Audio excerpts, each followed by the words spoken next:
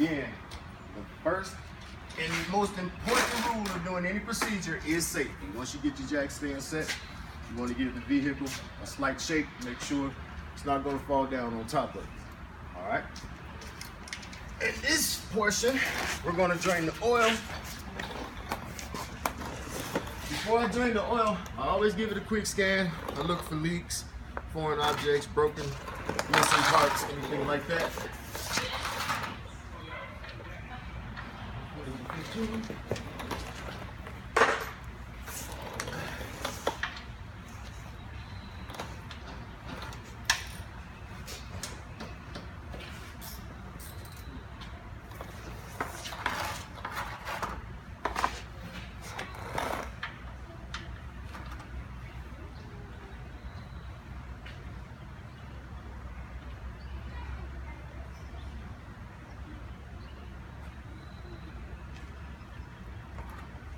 When draining the oil, always make sure you roll yourself clear. You stand back, because a lot of times when you drain the oil, they're coming right off the highway, it will bake it. Pull your drain plug out physically and look at it.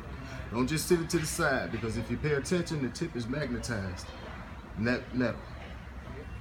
That way you know you got some engine wear in here. This engine has close to 300,000 miles, so I would expect to see that.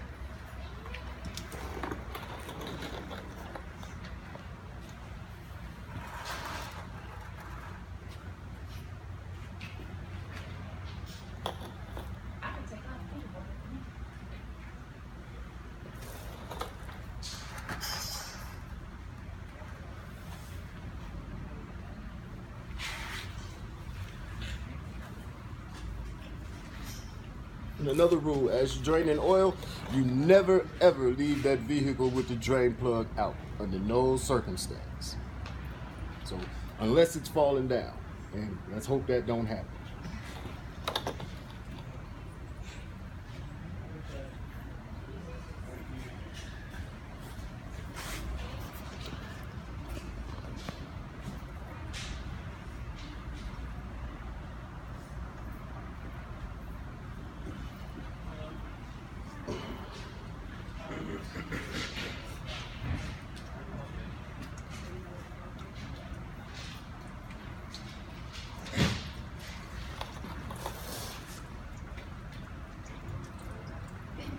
Okay.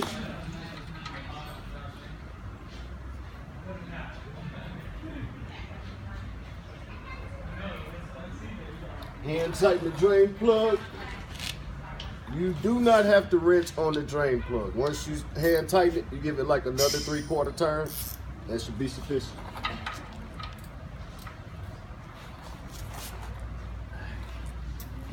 All right.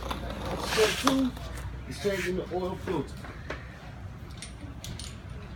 Very important. It'll affect oil pressure. If you put new oil in there, what it's going to do is push the debris, the foreign matter from the other filter back into your oil system.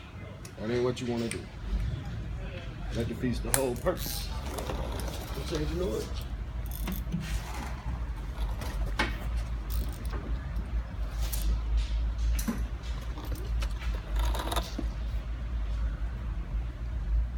Also, stay clear of that filter. It comes down faster for some reason.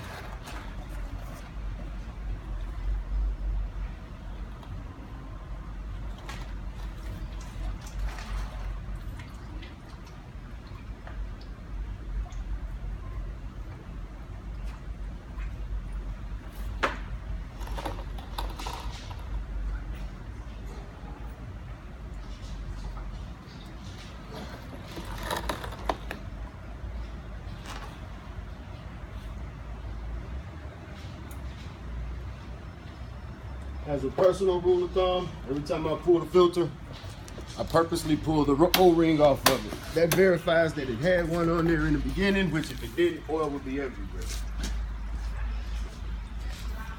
But it also lets me know that it ain't stuck on the filter housing too.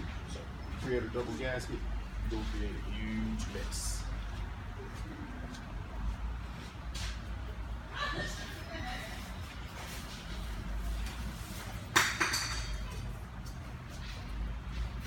You go back in with your new filter, you dab your finger in the oil, you go around the seal.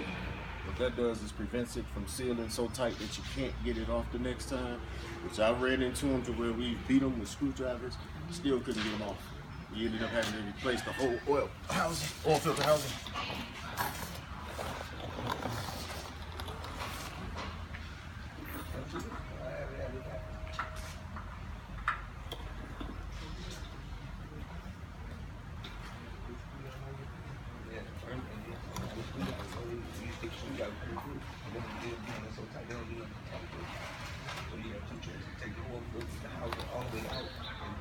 Try to get it off the system, or just go by new.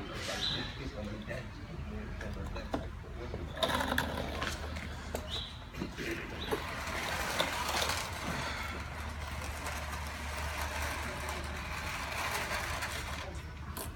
And that concludes the drainage portion. We'll set this to the side for now.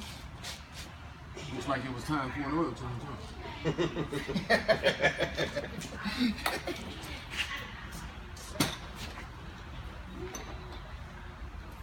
Okay.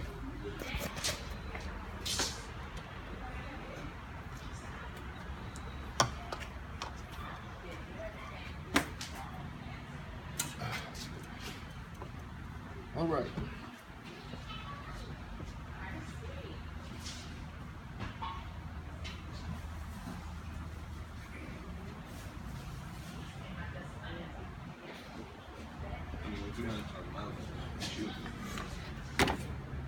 When we're adding oil, it's not been scientifically proven.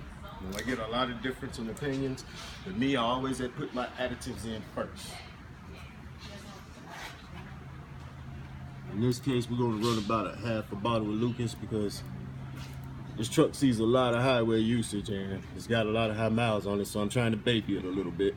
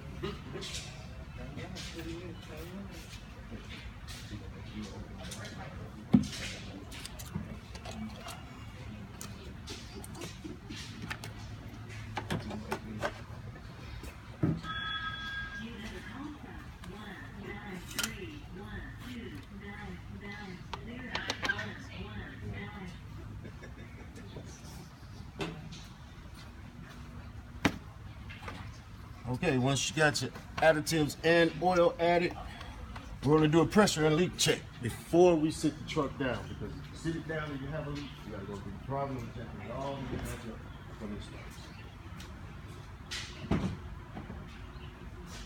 Everybody clear?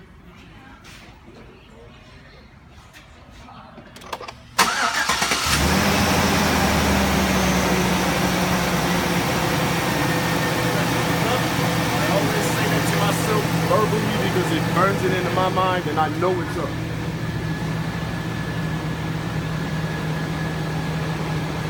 After you observe the bottom of the truck and you don't see any leaks, any spills or anything like that that you know didn't come from the pan, you're good to go. You shut it down.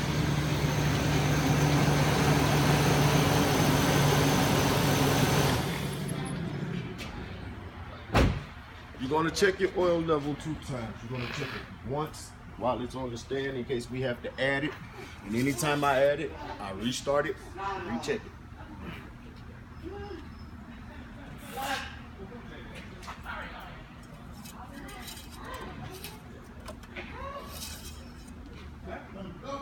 In this case, we seem to be like 1.5 quarts low, which I already expected. So in that case, I have no leaks. I can put the truck on the ground, put another 1.5 quarts in, and that concludes the oil change. Any questions? All right, let's see you guys next week. Good deal.